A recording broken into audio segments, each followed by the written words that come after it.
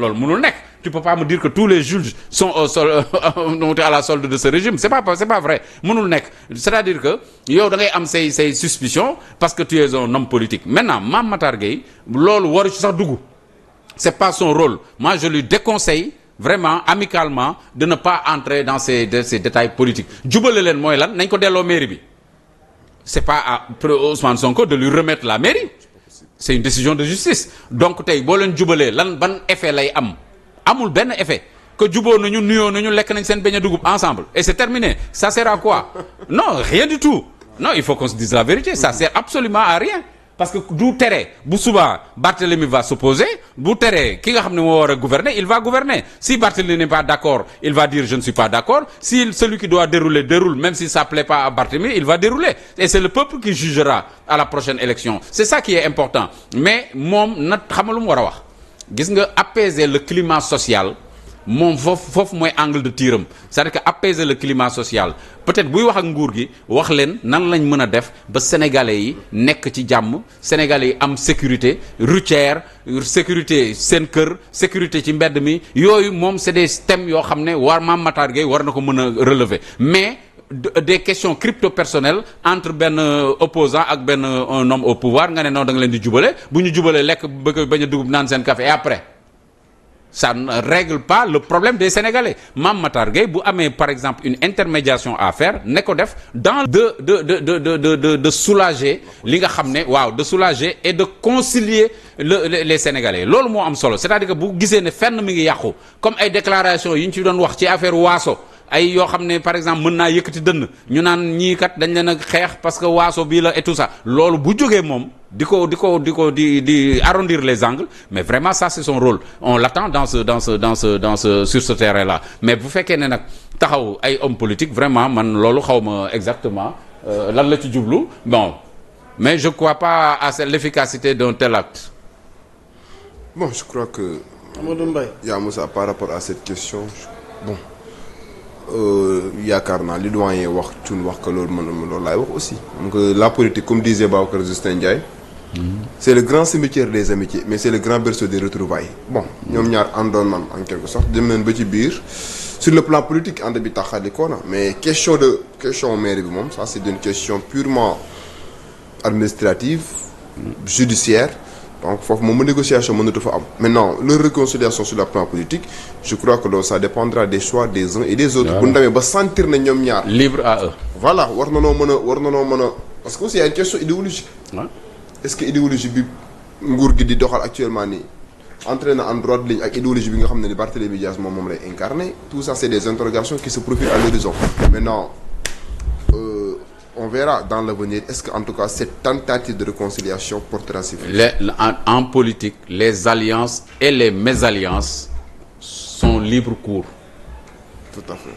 tey mën nga allié kii suba ngeen xuloo ginnaaw suba ngeen dajewaat ginnaawaat suba ngeen tasewaat loolu ça c'est le jeu politique sur l'échiquier politique. loolu amul luñ ci réconcilier. ana principe ak éthique booba. non defal ndànk ça n'a rien à voir avec le principe et l'éthique c'est-à-dire que tey. Pape Amadou mën na teg benn acte politique boo xam ne man en tant que politique d'accorduma ci duma ci ànd ak moom suba mu teg benn acte politique boo xam ne man je sais que acte politique bii ça rencontre mon adhésion mais dama koy jàppale léegi loolu du ay affaire éthique ah c'est les actes qui sont jugés il faut pas juger les gens intuitif personnel parce que c'est pas les personnes là qu'il faut juger il faut juger les actes c'est-à-dire que quand l'homme politique pose un acte muy Ousmane Sonko muy président Diomaye Faye ak ku mën a doona bu poser acte vraiment quand tu es constant bu baaxee da nga naan baax na quand un autre pose un acte bu baaxee da nga naan baax na mais boobu baaxul aussi nga ne baaxul parce que la liberté de dire oui te donnera un jour la liberté de dire non je citerai pas l'auteur. ok li ñu des ci waxtu néew na ci résumé rek. en tant que juriste récemment gis nañ dossier Farba Ngom tey xam nañ fi mu ci toll mais ban ëllëg lañ ci mën a séntu juridiquement parlant ak fii mbir yi toll nii le cas Farba Ngom. D'abord le procédé utilisé par les juges d'instruction c'est un procédé en tout cas qui ne respecte pas les règles classiques de la procédure pénale. Le fait non quand on décerne un mandat de comparution nit ki ñëw il comparaît pour la première fois devant les juges d'instruction du juge d'instruction li ñu xamoon classiquement mooy da koy inculper bu ko inculquer ba pare notifier que charge yi nga xam ne retenir ko contre moom bopp ñu déglu ko lii ak lii la Farba tontu bu tontoo le juge d'instruction aura la possibilité soit de le placer sous mandat de dépôt soit ba def ko contrôle judiciaire soit ba def ko libération sous astreinte ñu takkal ko bracelet électronique mais 15 jours après nga ñëwaat moi je dis que c'est une décision qui ne se justifie pas en procédure pénale et ba ma ko waxee Aliou Ndao ñëw na wax la même chose c'est la première fois dans l'histoire judiciaire du Sénégal qu'une telle pratique ñu constaté que 15 jours demal après nga ñëwaat non soit waa ji da nga koy placer sous mandat de dépôt wala nga ne dama koy accorder le contrôle judiciaire téye passeport am wax ko jour yi muy ñëw pour signer si soit nga def ko libération sous astreinte ñu takkal ko bracelet électronique mais le procédé utilisé en tout cas man en tant que juriste am spécialisation en procédure pénale man comprendre ma procédé boobu noonu. bon du ma ci wax lu bëri parce que la décision a été prise par le juge jox na ko rendez-vous dans 15 jours d'après les informations avocats yi ñu demandé pour ñu renvoyer ko le temps que ñu xam le contenu li ñu toppee seen client parce que c'est volumineux d'après les informations. Parce chef que d'inculpation. non mais chef yi dafa rëy sax. mais c'est lourd. document yaa bëri. c'est volumineux c'est des centaines donc loolu mënuloo ko loolu tamit dafay xaw a nekk lu jaadu parce que xam nga dem même bu ñu bëggoon continuer l'audition mënoo tey Farba avocat yi xamul lu ñu koy toppee mënoo ko topp ci affaire boo xamante ni document yi nee nañ une centaine de pages mais comment les avocats vont avoir le temps de lire et de comprendre pour pouvoir défendre leur client. Ça aussi il y a un problème. Et que prévoient les textes? léegi da koy que prévoient les textes? On l'arrête après on demande. loolu mooy affaire bi. non c'est-à-dire gis nga le placement sous mandat de dépôt. Ah oui. xam nga la mooy l'importance du placement sous mandat de dépôt. nit ki boo ko placé sous mandat de dépôt c'est parce que dañuy jàpp en droit. que bañ nga mu nekk en liberté parce que nekk gu muy nekk en liberté mën na pousser à ce que mu def ce qu'on appelle des subornation de témoin. dissimulation de preuve wala fuite. Ouais. mais est-ce que le juge n'a pas les garanties que du def loolu. Garantie de représentation. quelle garantie? Non, c'est pas évident. C'est au juge d'apprécier. est-ce que le juge amul garantie. non mais non juge pour mu am garantie yooyu xam nga nan lay def. waaw. da koy inculquer placer ko sous contrôle judiciaire. Voilà. récupérer passeport am. xool respecter rendez-vous yi. voilà mu ngi noonu loolu mooy garantie. C'est aussi simple que ça. Mais- non, je rejoins totalement Papa Amadou. Non, je rejoins totalement Pape Amadou. La procédure moom est inédite. C'est une information par rapport à ça. Quant à la procédure, bon. Non, la procédure est inédite. Non, inédite. non c'est inédit. Parce que mënoo ko jox mandat. la logique man dañ ko waroon a placer sous mandat de dépôt obligatoirement. non wala nga non pas nga placer sous contrôle judiciaire. contrôle judiciaire mu dem sax ñibbi. c'est relatif au doyen. waaw non d'accord mais non. des faits aussi graves. non man je vais pas juger les faits xaw ma. am ñu ne c'est parce que xam nañ ne deful dara moo tax ñu bàyyi. non waaw ba tey bu la neexee seen interprétation la am nañ ci droit. non am nañ ci droit parce que c'est politique. mais C'est pas la lecture à faire. non mais yaa Moussa ils peuvent avoir leur lecture ñun xamaguñ loolu mooy risque bi. acte bi doyen du juge d'instruction yi def. mais loolu mooy risque bi parce que aux yeux du citoyen xam nga ñun nous sommes assez informés mais aux yeux du citoyen lambda danaan mais kon est-ce que Farba li ñu koy mais loolu mooy risque bi moo tax ma ne woon.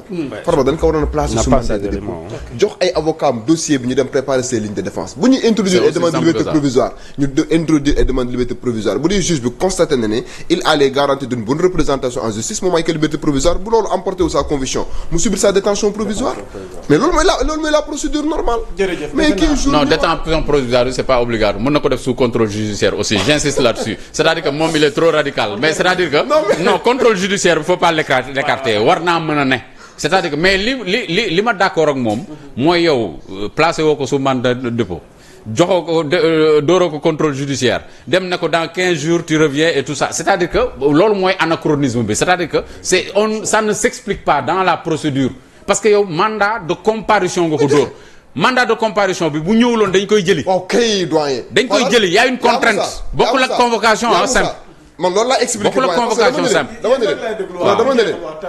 ne leen je rejoins doyen dama ne leen. waaw gis nga Farba xam nga mandat de comparution dafa dangereux. xam nga la ma doon mu dangereux. parce que mandat de comparution bi la personne bu defeerewul mandat d'amener mooy ñëw. d'amener direct mais dañ kon lay jëli léegi la moo tax nga décerner mandat de comparution ba bàyyi ko mu dem ñibbi. waaw léegi nag ça veut dire que yow sa bopp da nga ko bëggoon contraindre mu ñëw. ba pare boo ko contraindre mu ñëw ça veut dire que yaa ngi am ay doute sur sa représentation parce que wóorul ba xam yow xam nga mën nga am ci moom confiance. mbaa du dem mbaa du dissimuler ay faits et tout ça nga bàyyiwaat ko mu dem. c'est vrai. c'est compliqué quand même. amoon nañ dëkk vraiment donc ci kàddu yooyu noonu ngeen daanele ci la ñuy tàggatoo joxaat régie antenne bi wax leen ni le programme étant suivi Bachir ñu ngi lay ziar di la wax ni foo nekk rek ñu ngi lay bége namoon nañ la nag waaye xëy na samedi prochain même heure ñu waxtaanee waat yeneen tomb ci tolluwaay réew mi nous vous donnons rendez-vous demain dans Bonsoir Sénégal avec comme invité Nit Dof donc dikkaat ci actualité bi. voilà donc di leen wax ni amoon nañ mbégte ànd ak yéen vraiment. Laissez-moi vous rappeler pour terminer Ismaël di la bëggee ak waa régie bi la Amadou Hampâté ba waxoon naa toujours trop sérieux nekk sérieux. kon moo tax nga invité pour tudd Nit Dof. toujours trop sérieux n'est pas très sérieux doyen. c'est bien bàyyil coup irrégulier ngay. yaa invité Nit Dof mandat de comparution lañ lay yónnee léegi. Ismaël ñu ngi lay jaajëfal yàgg sa team. non doyen kenn du ma yónnee mandat de comparution. équipe bi Djily Mbaye tout le monde sans exception di leen baalu ak baax jaa ngeen jëf ci àddina. wasalaam.